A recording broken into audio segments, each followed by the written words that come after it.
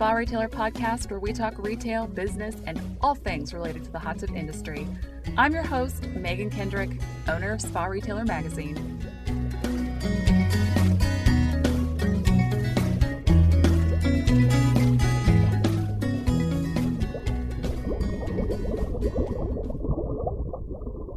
I'm Megan from the Spa Retailer Podcast.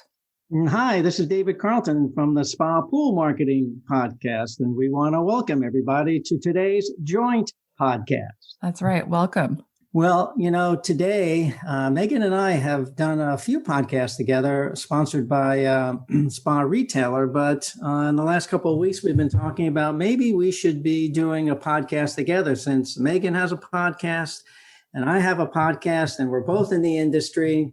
And we both look at the industry from different perspectives, me from the marketing consultant end and Megan at a much higher level, more from the factory end and the dealer end.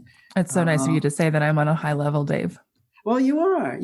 I think you're taller than me too, but most people are. So that doesn't, that's not surprising. But I think it's good that we get together and talk about what was and what will be, I think. 2020 was a wild ride, and it looks like 2021 is going to also be a crazy year. I think you and I have been talking a lot about how there's a big difference between some of the anomalies that we're seeing now and what retailers should still be doing to run successful businesses. One of the things we talked about before to kind of frame this in terms of what we're actually going to talk about today, when you and I were trying to figure out what do we name this? Because, there's been a lot of articles written and podcasts. I know I listened to all the Spa Retailer podcasts.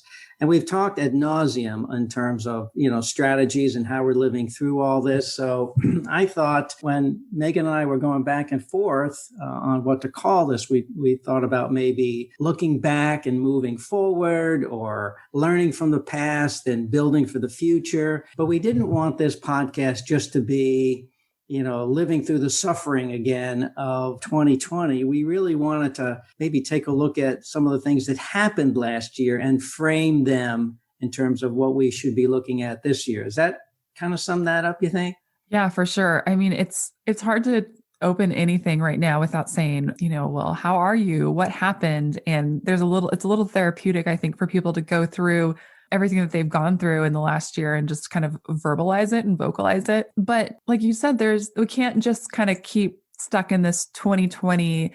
This is where we are. This is what happened. There's a lot of things that we need to start learning from this past year and moving forward and kind of deciding what do we keep from this time and what do we toss out. And I think that's what you and I wanted to focus on, is not so much, the trauma of living through the pandemic, but what are we going to take from it, and what are we going to do to use those things to grow our businesses? As we looked back last year, frankly, no matter how good or bad you were at marketing and promoting your business as a dealer, most of the dealers and manufacturers, the factories listening to this podcast today, probably had a significant increase in 2020. And as you, I think, mentioned, are forecasting a pretty good 2021. I don't know how to say this except to say it. I think I'm not sure if it's because we were all marketing geniuses here.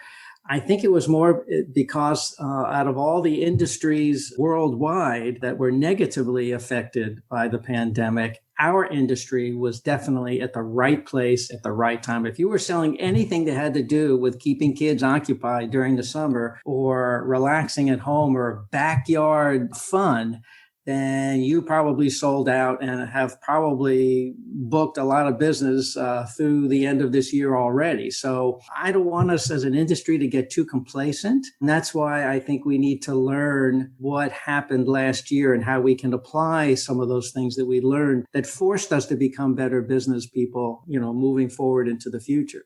You talked about if you sold anything that had to do with the backyard, that you had an amazing 2020. That being said, I still feel like there are, in our industry, even an industry that's going to, come out ahead in the pandemic, which a lot of industries cannot say that, there's still going to be some winners and losers. And so I'm curious, from your perspective, someone who works with dealers one-on-one and helps them with their marketing, what made some dealers more successful in 2020 than others from your perspective? Good question. I think that I can speak from my clients, and I've worked with literally hundreds and hundreds of clients over the last 15 years that I've been on my own, owning my own business, across the United States and in Europe. So I can only speak from that perspective. And during that time frame, there are certain best practices that I've always encouraged my clients and dealers to implement. And most of those dealers that did implement those, I think, came out better on the other side.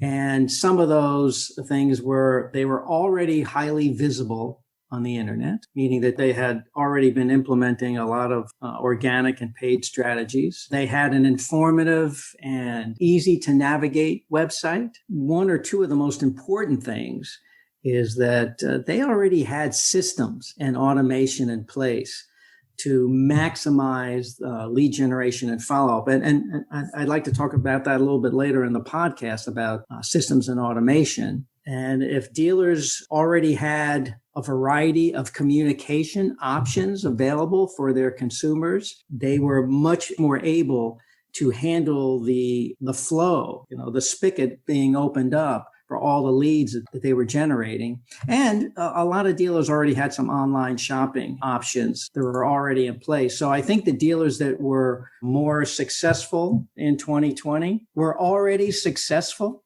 in what they were doing. But when the pandemic hit and the floodgates opened, they were much better able to handle the influx of leads than those dealers that were not only were doing that, but also had to learn, like other dealers, on Zoom meetings and virtual tours that the whole industry had to learn. Yeah, I think if you hadn't thought very much about your sales funnel and your lead generation and follow-up systems before the pandemic, you definitely were thinking about it during the pandemic. And it probably showed a lot of people where they had holes or flaws in the way that they do things. Because when you go from having maybe 10 leads a week to 200 leads a day, that's quite a switch in your operation.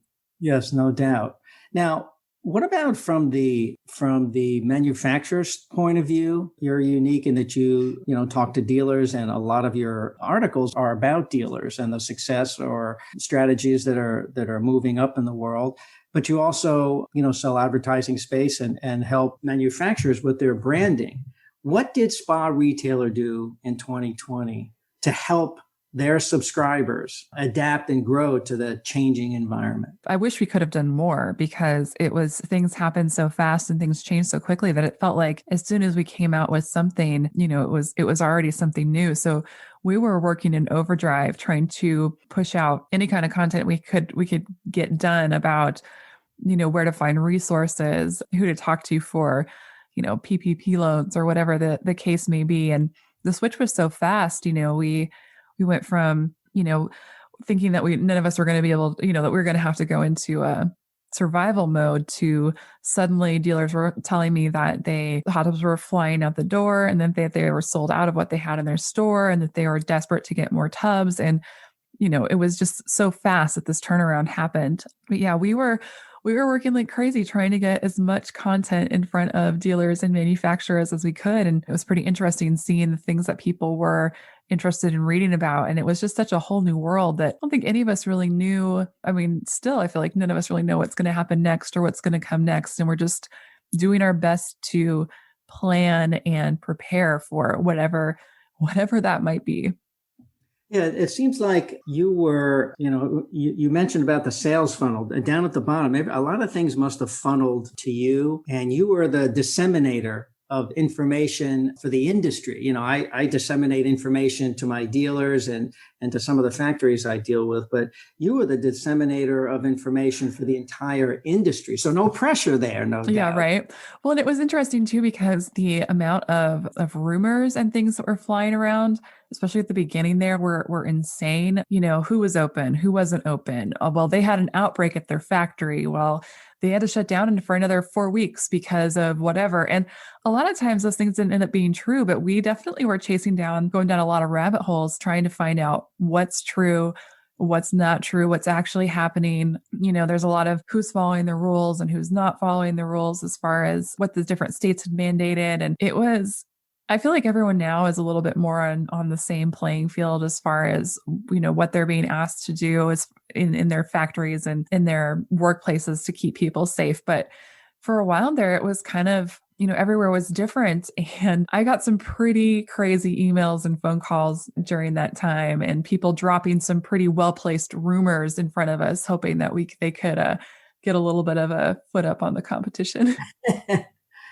Well, I guess that comes with the territory. Yeah, it does. It's an interesting part of my job for sure.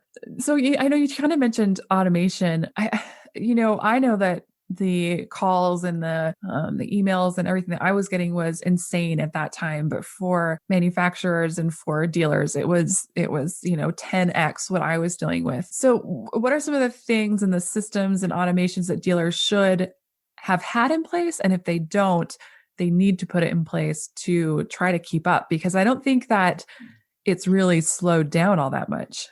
Yeah, I think it slowed down a little, but I will tell you, and we were kind of living it real time. My wife has a saying. She works in the healthcare field, and she's been working quite hard for the past 12, 14 months. Every day is Monday. You come back at the end of the day, and you go to bed, you wake up, and it's Monday again. So I think those dealers that already had proven systems in place to help run their business, I noticed that they sold more, they stressed less, and were able to handle more leads than those that didn't.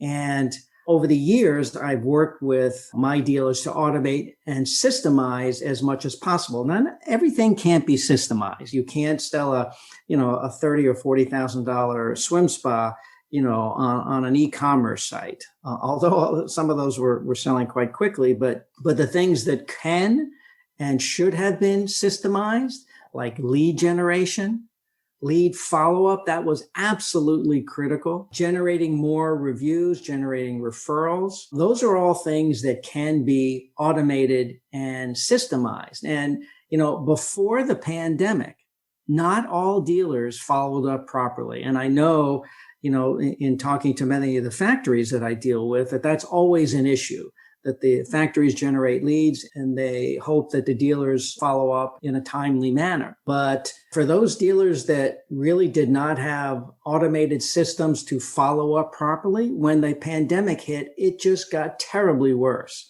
And that's why systems and processes are important, because they're consistent, they're repeatable, they're predictable. And what I mean by that, having a system in place is who does what and when. And for those dealers that understand that, it's designing customer response process to keep several things in mind. If you don't have a system in place, things that you should be putting in place is who's in charge of following up with leads in your company, and what are they supposed to do when they get the lead? And what happens if they have multiple salespeople? And then how do you measure and monitor the progress of that success? And automation can deliver great value 24/7. And for those dealers that did have automation, that could, when a lead did get generated and there was an automated email that went out, at least if you couldn't get back to that prospect right away, they did get a communication back from you. So those dealers that had automated systems to generate the leads, to follow up with the leads, and to get those leads to the right people in their organization, and then let that system training that you had already done fall into place. Those dealers, as I mentioned before, they generated more leads, they stressed less, and they got less complaints because, dealers running out of stock. And those dealers that were honest and told people real lead times, short-term pain for long-term gain, those dealers came out much better on the other side than those dealers that did not have automation and systems in place. So what you said brought up a couple questions for me, but you talk about, and I've heard this from the manufacturers too, they talk about supplying dealers with leads and then the dealers not being great at following up with them. I think that right now everyone is thinking, well, if my manufacturer could have just gotten me more hot tubs, we would have had a better year. If I could have just gotten more tubs, we could have sold more. And maybe they should be looking a little bit more closely at themselves. And it's not so much like how many hot tubs you got But what your lead follow-up looked like probably had a lot more to do with how many tubs you sold in 2020 and now into 2021 than than how many hot tubs your manufacturer was actually able to supply you. Because at this point, like if someone has ordered a hot tub in May of last year, they probably have it. So Yeah, and not only that, in the go-go years in the 80s and in the 90s, just being a hot tub dealer, you sold a lot. And the same thing here, good sales. I mean, sales off the charts like we had in the go-go years and in 2020 really masks some of the inefficiencies that manufacturers have and the dealers had. It really covers over a lot of things that could be improved. And it actually, in a year like this, actually showed a lot of dealers that where they were in fact lacking. And like digital, for those dealers that are salespeople, not just dealers themselves, but some of their salespeople that never had sold online or never did a virtual meeting or hadn't even heard of Zoom before, those dealers that adapted quickly did much better than their competitors. Hopefully what we're coming away from this is that the more systems and automation, the better communication, all the things that I talked about before, hopefully dealers now have those in place. And whether there's another pandemic or not, that's going to help them for their business moving forward forever. What do you think that communication should look like right now from a dealer to their customer? People, they need to respond quickly when a lead comes in, but now even after they've sold the hot tub, I feel like there's a lot more communication going on because it's like, okay, so I told you it was going to be 5 weeks. Well, now it's going to be 8 weeks. Or, hey, we told you your hot tub was going to be here in 24 weeks. Well, it's going to get delivered on this date. What are the things that dealers need to be doing now as far as communicating with their customers, either pre or post sale or all of the above? Yeah, I think that other than having inventory, as we've mentioned many times, the most critical part of generating leads, closing sales, and keeping prospects and customers happy is communication. Now, what is the best way to communicate with a prospect? I've said this on many a webinar and in my book and on my own podcast. Is the best way to communicate with prospects is the way they want to, not the way you want to. I know what you want, Mr. Dealer.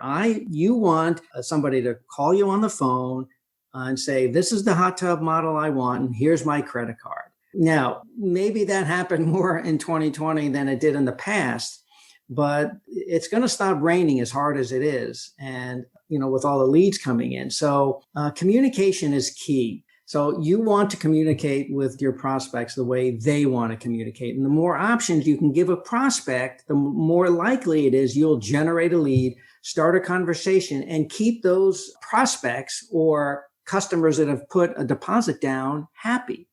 So I would say that some of the things that were brought to the forefront in 2020 that really didn't happen before, certainly phone and certainly email, those have been around for a while.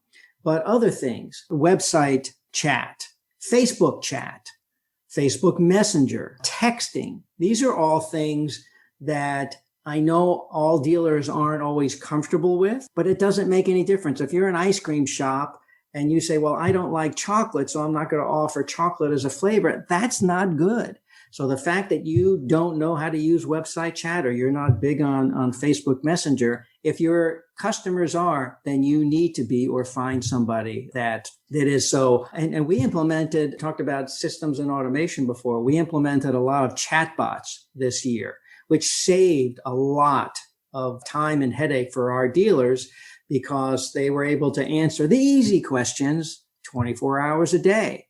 And there's nothing more frustrating when somebody comes on a live chat and there's nobody there. It says, sorry, we're not here now. Just leave your name and number. Well, that's not a live chat. Again, communicate with your prospects and current customers the way they want to. The more options you can give them, the more likely it is that they're going to be happy.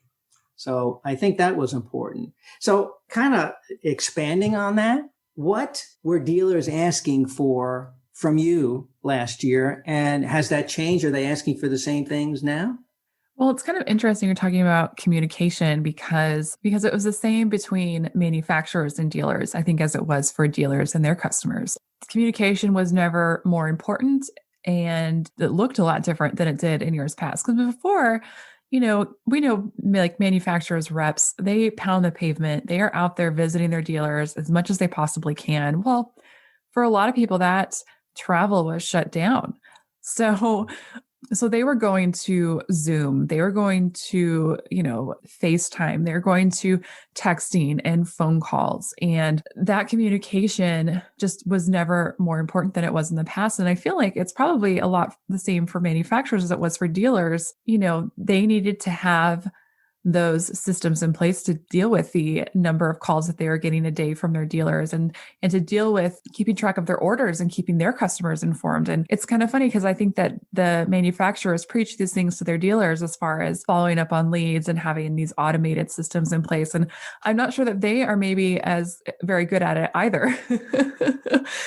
When you are selling X number of hot tubs or manufacturing X number of hot tubs a year, and so you've got, a spreadsheet or whatever you're doing to keep track of that process. That's great. But then when that has to ramp up by however many more times it did in this last year, suddenly that becomes a lot more complicated. You don't have a dealer who's saying, I'm going to order this tub with these jets and this color and that skirt. Now they're calling and saying, okay, my customer wants something that's this size. What can you get me and when? It became a whole new ballgame as far as how they communicated with dealers and kept track of their orders. And that transparency was incredibly important. Kind of going back to the rumor thing, dealers would be upset because it's like, well, I saw that this dealer over here in this part of the country, he was doing a big like offsite event this weekend. Like, how was he able to get all those hot tubs from you? And why wasn't I able to get a truckload of hot tubs this week when he was? And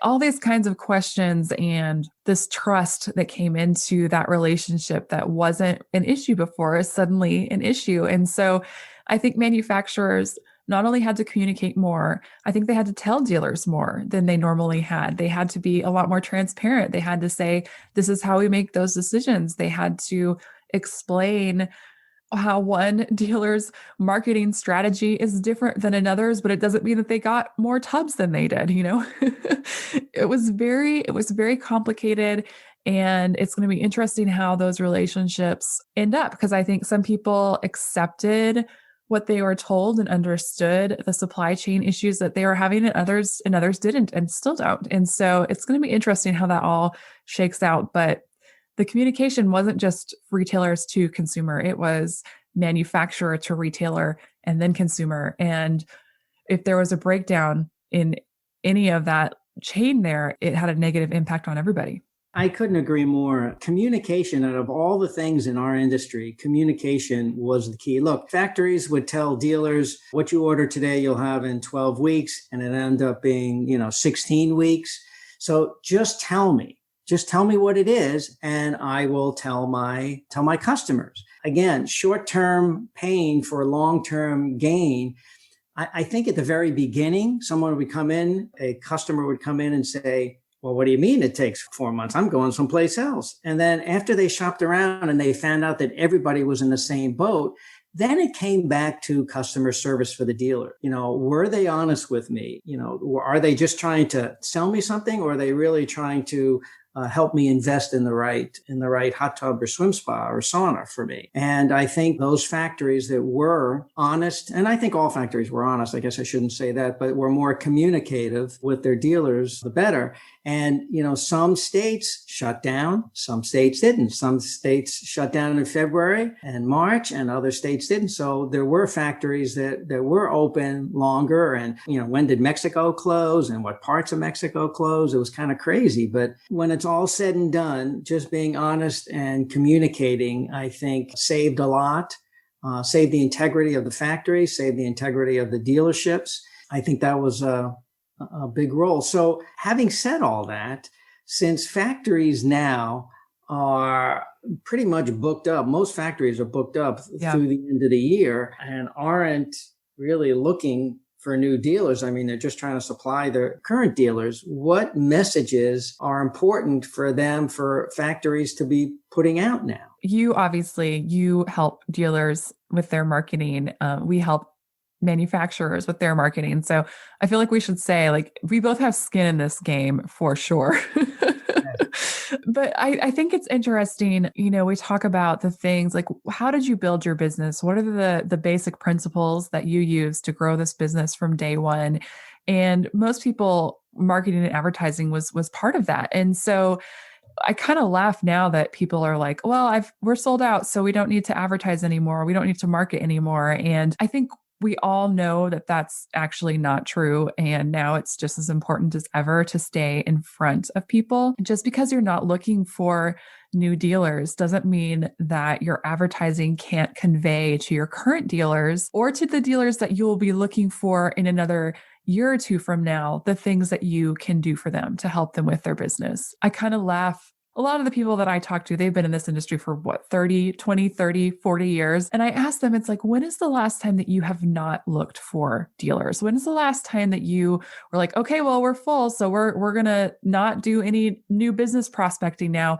That has never happened before in the history of this industry. So it's like, this isn't going to last forever. We all know that. That doesn't mean that you can't plant the seeds and sow the seeds for later. And I think it's probably the same for dealers. As far as looking for customers, you've got to stay out in front of people, and that your message is probably different now than it was a year ago. And your message is probably going to be different for the foreseeable future. But that doesn't mean that you disappear, because as soon as you disappear, you are no longer relevant. And people are like, well, I wonder what's going on with that company. Well, I haven't seen them put out any new product in the last 5 years. And I haven't seen them, at the trade show in the last 10 years. And, suddenly they don't really think that you're doing that much. And that usually isn't the case. And now is not the time for dealers or for manufacturers to disappear from the pages of Spa Retailer. Yeah. And factories provide value and leaders, lead.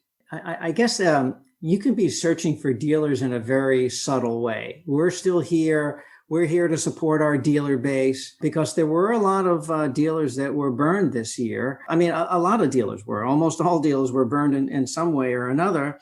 And a lot of dealers that were loyal to one brand or another were forced to take on other brands. So I guess I would say, for manufacturers, especially the leaders in the industry, that, showing value, showing your dealer base that you're taking care of them, and, and planting those seeds, like you said, it certainly, I guess it goes more towards branding right now, because there are enough leads out there now for everybody, and as the vaccines come out and people start venturing out, those leads are going to come down. So branding is important. We're actually, pushing branding now I have several different strategies, some kind of unique strategies on TV advertising, that very inexpensive TV advertising, which I'll be implementing shortly, that's more about branding and less about leads, because leads don't seem to be the issue right now. Now, I could bite my tongue, or I could look back on this conversation in 2 months and say, what was I thinking? Leads are always important, but especially during the research phase of searching, whether it be at the dealer level or the consumer level, you want to be sure that you're there educating your marketplace, whether it be at the dealer level or at the consumer level. And I think Spa Retailer has been known for that since the beginning.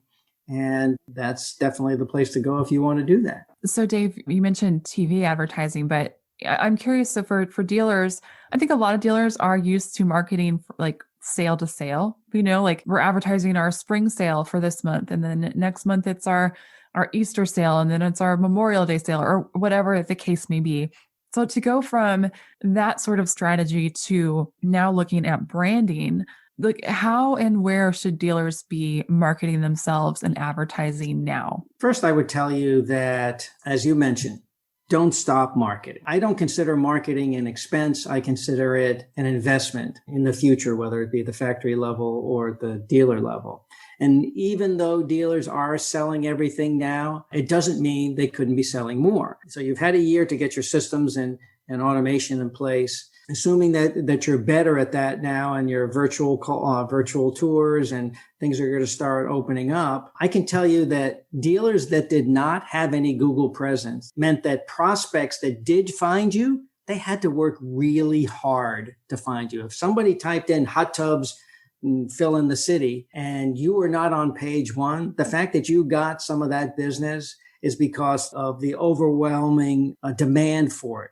So, but those dealers that were on page one, once, twice, three times, four times, those dealers got those sales before the people on page two did. So think of it this way. The dealers that were on page 2 or 3 for the main keywords, you guys got the scraps. Because think of it this way also, that leads that are being generated, the sales process still happens the same way. They sat in somebody's hot tub, a neighbor's hot tub, and they went home, and husband and wife or partner said, honey, why don't we, start looking for a hot tub?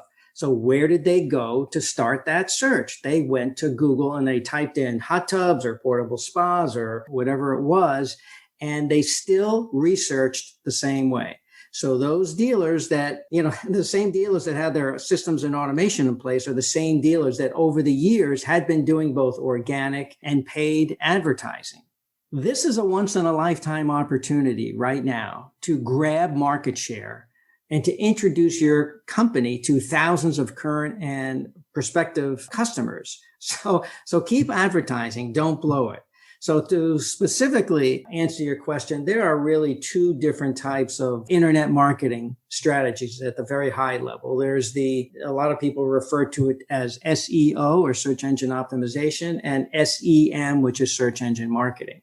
So my definition of on-site, there's things that you do on your site or to your site to make it easier for search engines to find you. So that's way number one. Strategy number one is to do on-site search engine optimization. That's lead generation and making your UX or your user experience as simple and as easy as possible for a consumer to flow through the site. Then there's the off-site organic and paid marketing. And that involves inbound marketing and internet marketing strategies using non-website properties that you own or manage to drive traffic to your site. And you need both. Paid ads like on Google and Facebook, those are for today buyers. And you kind of mentioned this, you alluded to this before, that it's not just today that we're thinking about. Dealers need to be filling their funnel for 6 months from now, for 3 months from now. Someone that starts the process today, the gestation period in the past has been 3 to 6 months. Now, that may have accelerated during the pandemic, but you don't just go out and buy a hot tub just, on a whim. It's not like it's hanging at the checkout counter or at the grocery store, and it's not an impulse buy. So dealers need to be doing things to capture market share on Google. And, there's paid like Google AdWords, then there's maps, then there's videos, then there's social media. There's a whole bunch of different things that they should be doing, and they shouldn't give up on that. I will tell you that our dealers and my clients right now, they are doing exceedingly well in capturing market share because that mindset, well, I don't need to do any marketing right now. All the things that their competitors had been doing to grab a spot on Google, they're beginning to lose those, and our dealers are gaining those slots right now. I mean, Google changes their algorithms up to 500 times a year. So what worked yesterday doesn't necessarily work today. So I'm happy that some of my dealers' competitors aren't marketing very well, aren't taking the attitude that we don't need to do advertising or marketing because we're gaining market share right now. And I know that my clients, are they slowing down from where it was, in the heyday, like it was a million years ago, 6 months ago? Yeah, they're slowing down, but I can tell you that their leads are continuing to be strong. And, as a kind of a side note here, what's working really well for us right now, type of advertising and the way that we're advertising is commonly referred to as FOMO, which is fear of missing out. So we're actually doing some advertising for the low-hanging fruit that says, if you tried to, essentially it says, you've been trying for a while to buy an above-ground pool or a sauna or a swim spa or a hot tub, you better give us your name and deposit now because, all of our stuff is booking up. So fear of missing out has really been a good driver of today's sales. And that's usually driven by AdWords or Facebook ads. the organic stuff, videos and blogging and press releases and several other strategies. Geo-targeting is a really good one also, that since consumers are getting back into going into retail stores and shows and home shows are opening up, that's a really effective way too, as well as, geo-targeting, geo-fencing, and retargeting is another good way to automatically follow up with people that have been to the site. So it's interesting. And dealers, I think, are finally beginning to get that it's not time to turn off the advertising for both short-term and long-term. So I have a question for you. Okay. I'm going to turn that. You keep asking me questions. So now I have a couple questions for you here. What are some of the struggles that dealers are telling you now? I mean, other than inventory, I get that. And we've talked about that. Are there some specific struggles that dealers are telling you that they're having right now? I think one of the big things that dealers are struggling with right now is personnel, is what do I need now versus what am I going to need in the future? And how does my company look now that we've had all of these sales and now that we've had, all of this stuff come on and happen? It's like, do I need more delivery drivers? Do I need someone to manage the marketing for me instead of doing it myself? Do I need someone who does some more things on the back end? And then you look at, if you add all of those people, then you look at, okay, so now my company is this many people now. Do I need an HR person? I think, personnel is always, I think, the hardest part of running any business, finding people, hiring people, training people. But right now, I think dealers are looking at a bunch of new positions that they potentially need to fill. And what does that look like? And how does it change the role as the owner?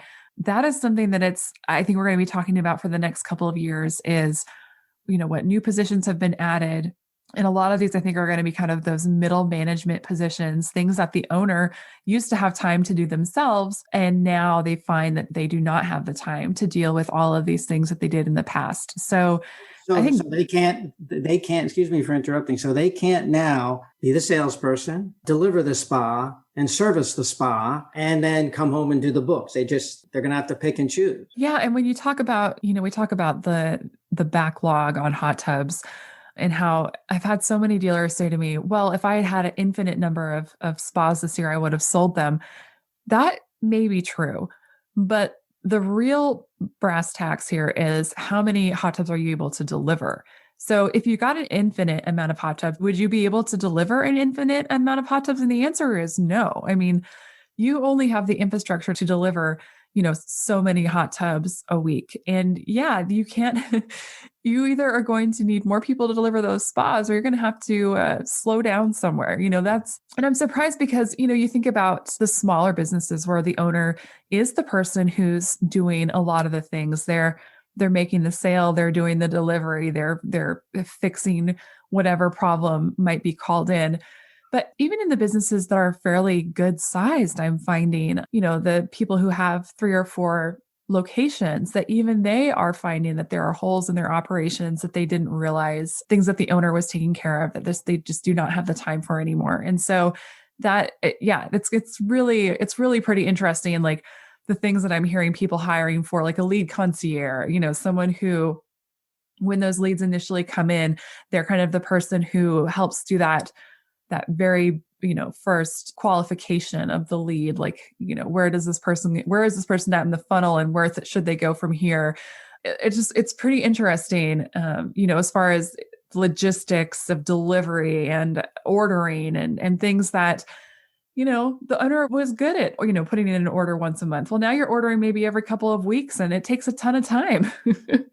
Expectations have changed all around. Expectations at the factory level, expectations at the dealer level.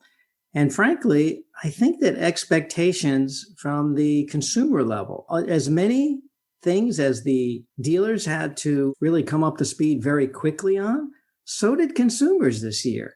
I mean, consumers, because they were stuck at home, they were doing more online shopping.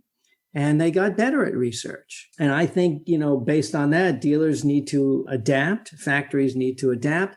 And I have noticed by talking to, some of the pool and spa dealers that are my clients, that buyer expectations have changed. Yeah. And there are things that buyers now and prospects are expecting from dealers that they were more tolerant of before. Buyers now want to be able to find what they're looking for very quickly on the internet, for instance. And they need to find information. They expect faster response times from sales and service. They're not necessarily, consumers now are comparing you not necessarily to other dealers, but they're comparing you to, premium brands like Apple or Nordstrom or whatever it is, Amazon. I compare Amazon. I compare all of my shopping experiences to Amazon. Like, how fast are you going to get me my stuff? Because Amazon gets it to me in 2 days. I mean, think of it. 5 years ago, would you expect that you ordered something and it can be at your door, within 3 hours or ready to be picked up? Yeah. You're happy if you got it in a week. And now if something takes a week to be delivered, I've checked it 10 times to see what's wrong. They want, when Amazon first started doing the 2-day delivery and then the 1-day delivery, and then, the big coup de grace was when they, were doing Sunday delivering using the post office. I mean, things have changed and dealers need to step up and meet the expectations of a more demanding and more educated consumer. So that's why having their website user experience be improved or having better and more varied forms of communication to fit the needs and lifestyle and timeframes of their prospects and customers, improved shopping convenience, delivery speed, all those, being able to order online and pick up or order delivery, just buying with confidence in general that the people they end up buying from, the dealers they end up buying from, they're going to feel like this was a good decision. So expectations, I think, have changed dramatically. As I mentioned, consumers are smarter and they demand more because if you don't give it to them, somebody else will. Okay, so you talk about consumer expectations. Let me ask you this, because I think that at the beginning of all of this, we thought this was going to be a really short-term thing. We're going to have a short-term problem with lead times. We're going to have a short-term problem with the supply chain. But now I've started to hear from some dealers that they think that this is how it is going to be now for forever, like that their business model has changed, that they're no longer ordering just-in-time inventory, that they think that from now on, they are going to be ordering and selling their hot tubs, multiple months out. I mean, you talk about a change in expectation. Do you think that we have seen a fundamental shift in how our industry is going to operate? I would say for 2021, yes. I mean, frankly, a lot of it depends on how quickly people can get out of their homes and, start living more of a normal life. I hate to use the term, new normal, but a lot of it does, in fact, depend on, I don't want to get political here, but what happens at the state level and at the federal level and vaccines and stuff like that. All of that is meant to say that the more people feel comfortable leaving their homes and getting back to a normal life and traveling and things like that. A lot of what happened was that people weren't going on vacation and people weren't spending money on the things that they were spending money on, whether it be commutes or vacations or things like that. So they started doing stuff around the house. I mean, we redid our kitchen last year. We were stuck here. So we did some things that was on our list of things to do, but, maybe a couple years out. So as people start going out and doing things, I think the demand for hot tubs will eventually, and backyard play sets and entertaining in the backyard, I don't think it's going to maintain the high level it is right now. Is it going to go back to where it was in 2019? No, I think it'll be higher. But, this FOMO thing, this fear of missing out, I think that's going to die down. When that's going to be, is it going to be, this year? I would say towards the end of the year, that would be my guess. If the pandemic kicks up again, what's going to happen? I don't know. I mean, I knew the answer to that question, it would be unbelievable, but yeah, it seems like the more I talk to dealers and manufacturers, the longer this goes on. I think that we have to stop thinking of it as a one-off. And I think that, as far as expectations go, that dealers should stop expecting that by the end of their year, their lead times are going to be back to normal. I think that even if demand fell off a cliff tomorrow, there's still so many hot tubs sold through the rest of 2021 that it's not like you're suddenly going to start getting all of those hot tubs within a couple of weeks. Like, I think that that part of it may take a couple of years to actually get back to, caught up and back to, quote unquote normal, if we want to call it that. I'm with you. I hate new normal. I hate, I hate referring to anything as normal anymore, because it's just, what is normal? I don't even know. But I think that we should all prepare ourselves that this could be the normal for a pretty long time. And you need to adjust your thinking otherwise, because I think consumers have adjusted to the fact that it's going to take several months to get a hot tub. I think it's the dealers and manufacturers who are having a hard time dealing with that change at this point, and maybe not necessarily the end user. Yeah, I don't think demand is going to fall off a cliff. I think it's going to, just naturally begin to wind down.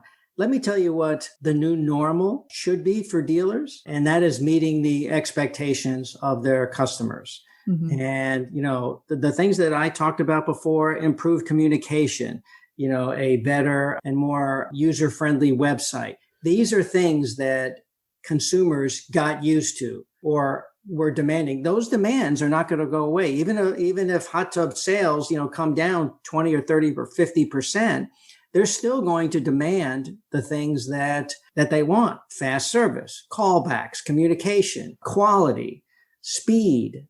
I think that home delivery or e-commerce, those things where I can place an order and then I pull up and somebody comes to my car and puts it in. When the pandemic goes away, I think people like that.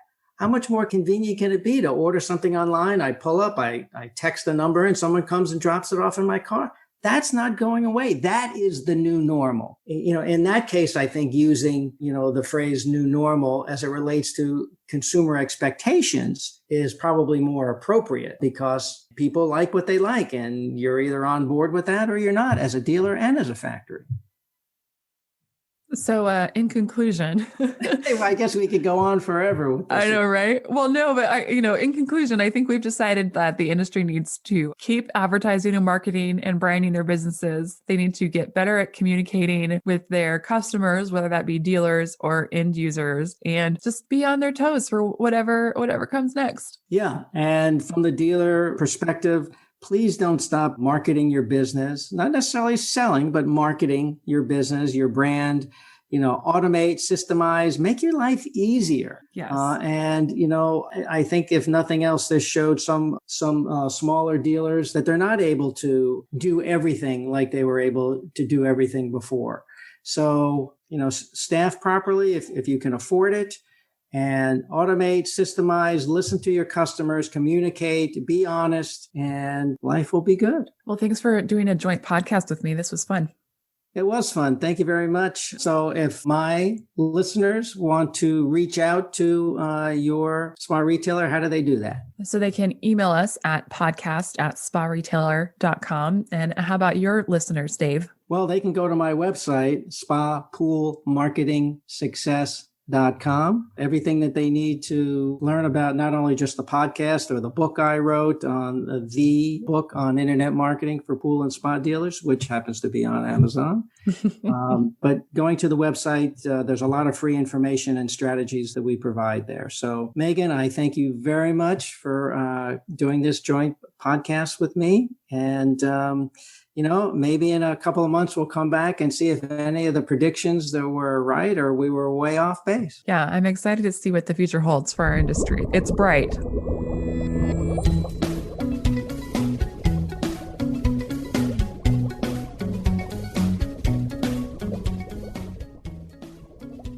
The Spa Retailer Podcast is a production of Spa Retailer Magazine.